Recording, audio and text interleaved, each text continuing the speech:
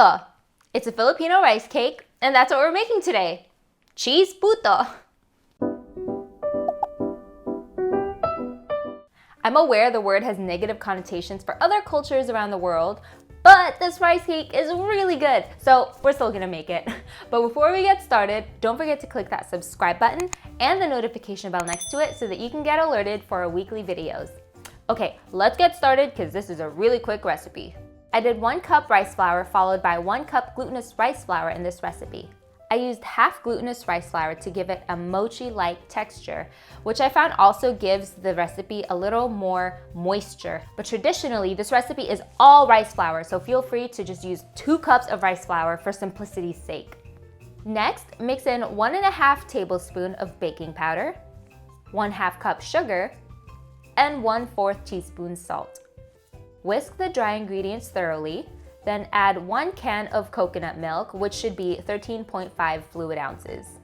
Now just mix until the batter is no longer lumpy.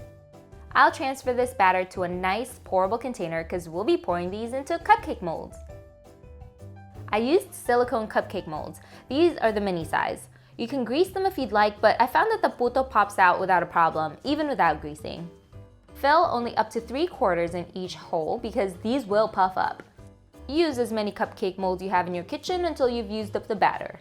It's time to steam. Grab your steamer and start simmering some water in the bottom container.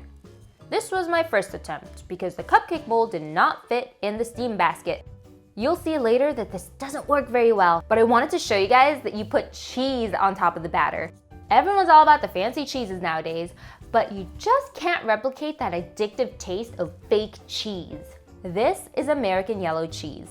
And adding a piece on top of your puto really makes this recipe irresistible. Trust! Before we continue, you can download your free guide to cooking Filipino food in your own home. The link is in the description below. Okay, let's get back to the recipe. Fast forward, we see that they didn't steam very well. So I had to cut my cupcake molds just to make them fit in these steamer baskets. Ah, that's much better. These smaller molds will take about 15 to 20 minutes to steam.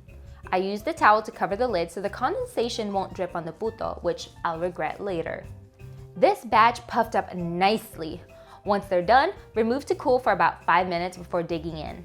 For these normal-sized cupcake molds, it took about 20 to 25 minutes of steaming to fully cook through. This batch was perfect until the towel ruined it! It's okay, we won't show those guys in this plating.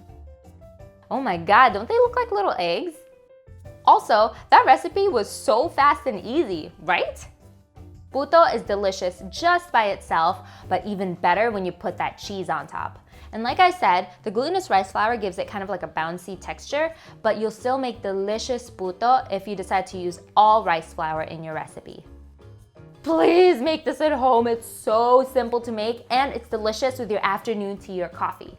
Again, don't forget to subscribe, grab your freebie with the link in the description below, and I'll see you guys in the next video. Bye!